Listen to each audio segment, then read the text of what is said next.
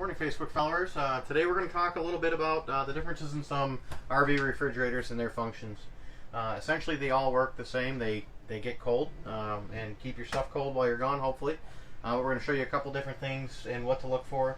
A lot of questions we get, hey, my refrigerator is doing this, or this is indicating on the on-off switch, what's going on. So we're going to jump into it with this here, this Norcold refrigerator. And we'll go to a couple other RVs and compare some other ones. So, for starters, this Norcold on-off button, mode button, and temperature button. So we'll start by turning this on. Currently, the teardrop is what I call it, is lit up. That's indicating we're in gas mode, and that would be full cold. So manufacturer recommends starting with the middle feature, and if you want it colder, adjusting from there. So we have this stage to where it's going to act up. We know that the propane is shut off. This is going to go through a cycle, try and ignite a handful of times, and then we're going to wait for the indicator to do its thing and tell us that it's not working. So just hang out with us here for a minute, and we're going to see that green light there go from green to red just like it did. This indicates that something is wrong. So the refrigerator went into some sort of a fault. In this particular case, we know we have the propane off, so there's no propane to it. If you're out at the campground and you're plugged into power, you can go here to the mode button and switch it from the teardrop to AU, and it's showing a power cord. This light goes back to green because it's sensing you have power. So as long as this light's green on this particular Norcold refrigerator, it is functioning. Okay? You can hit the mode button again. It'll go just to the little power cord. That is going to stay 100% all the time on shore power. So that's the basic features of this one. In the back, there is what's called a little thermistor. This will slide up and down on the fins. And this is what tells that temperature button how cold the refrigerator is. If you have it maxed out on as high as it'll go for a setting for coldness and you need it colder, you'd be able to raise that up towards the top of the refrigerator, unless, of course, that component's failing. And then it won't read. But if you get that up towards the top of the refrigerator, it's going to put this on the coldest setting it can be.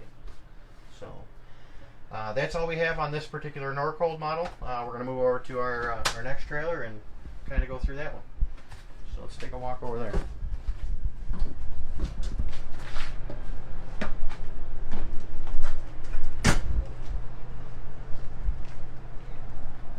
This one plugged in.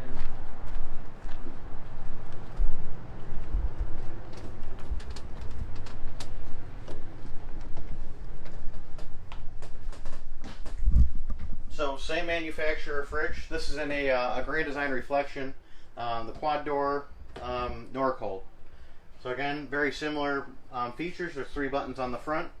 The difference is this one has a digital display and obviously 4 doors. So this one I already had turned on, and it's on AU AC. So what that's indicating is it's in automatic mode and it's defaulting to shore power. So if you switch modes here, LP, liquid propane, in which case we know this one is shut off as well, so it should throw an error. And again, it'll go through a cycle a couple of times to try and fire up, and we've staged this to know it's not working. I just want to show you guys what it looks like when these are acting up. And then we'll go to the back of the fridge on this one. It's got another indicator that'll show us that it's acting up.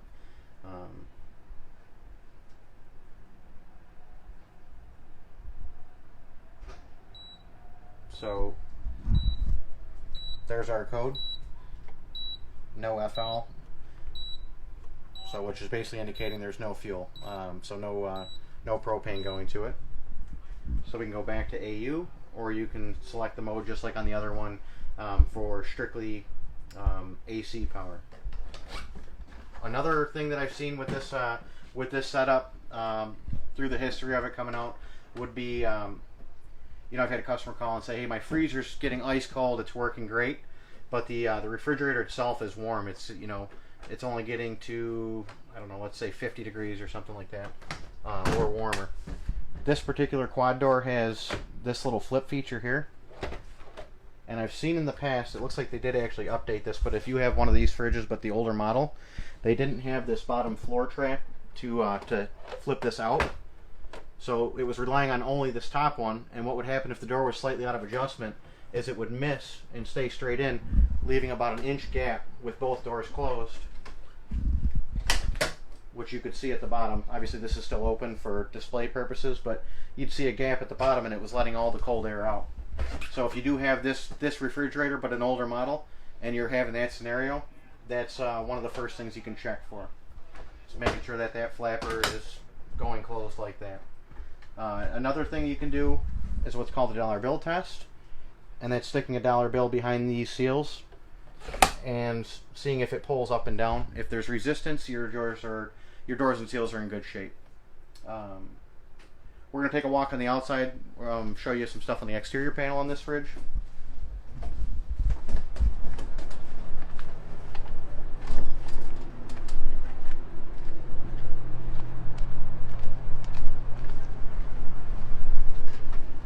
So on the exterior fridge panel, you have these two little notches. I've got pretty tough thumbnails, so I'm able to open them with a thumbnail. A quarter or a screwdriver works great. So this cover pops off. Back here, this is what's commonly referred to as we call it a recall board. It's actually a limit switch board. If this red light here is illuminated and blinking, it's going to be a phone call to us. You got to bring it in for service. But this is an area you can look and kind of rule out if it's something you can handle out in the field, or if it's something that has to come in for service. If that's blinking, you do want to bring it into us. Basically, there's some safety switches acting up, or that board could be acting up, but you want to make sure that all those things are checked out before, so you know you're safe using it. So we're going to take a walk over to the other RV.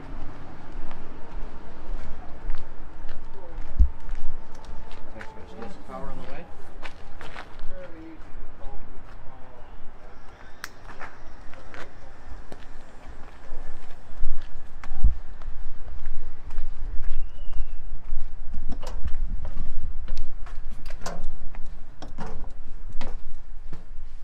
And last but not least for today, we are switching from Norcold to the classic Dometic, the single stack Dometic.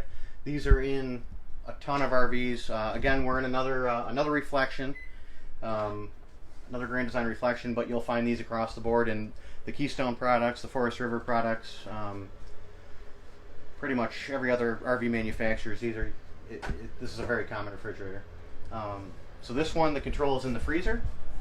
So you have your basic push button on off. You've got it selected for gas, or if you press it again, it'll be auto. In this particular case, again, we're plugged into shore power. So we are plugged in on shore power right now. Something is acting up.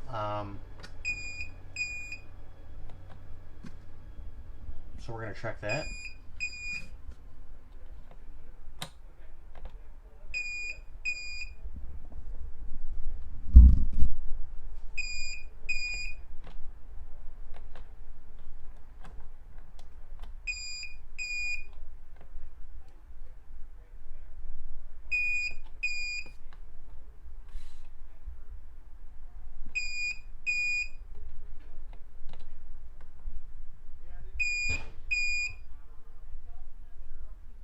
Bear with me a minute here.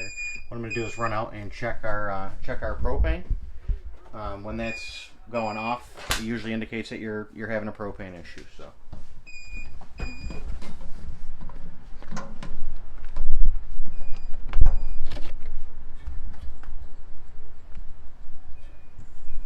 me just make sure the other bottle's open.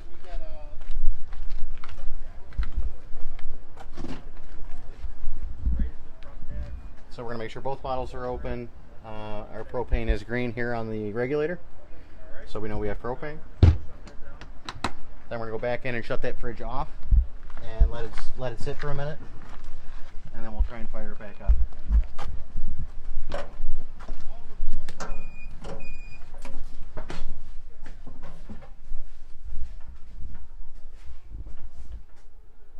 So we're going to let it sit off for a minute. While we're waiting, another good way to confirm the propane is working is through the stove.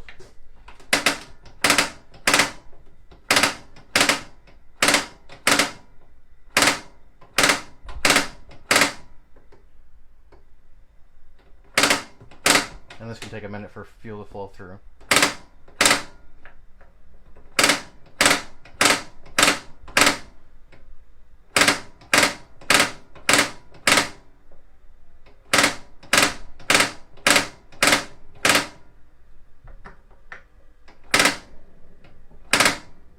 We'll let that burn off for about 30 seconds or so. So you can see that took a while. If you went and fired up your fridge right away, it's going to try and cycle through all that air, and chances are it's going to go into an error mode and give you some trouble for a little while. So we'll let that burn off again for a couple seconds.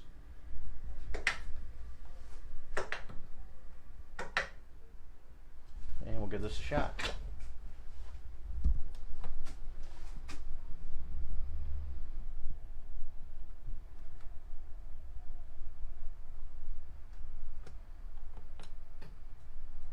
So it did try to go to AC first. I'm going to throw it on gas. And right now we can hear it clicking. You guys probably can't, but we can.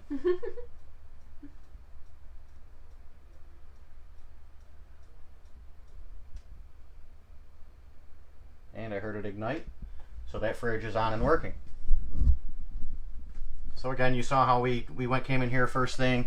It was giving us a check light and kind of the quick things we walked through. I mean, it was 5 minutes for us to walk through and do a quick diagnosis. You know, okay, I forgot to turn my gas on. Pretty easy thing to run out and check.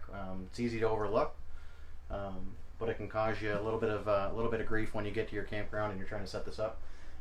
Another piece of advice: we always recommend trying to fire up your refrigerator either on gas or electric 24 hours or so before your trip. That way it's brought down to temperature and it's not fighting that warmer food to cool down the already warm refrigerator. So that's our tips and tricks for today, and some comparisons with the different model refrigerators through a couple of different RVs. If you have any questions, drop them in the comments and we'll do our best to answer. Thanks for joining us.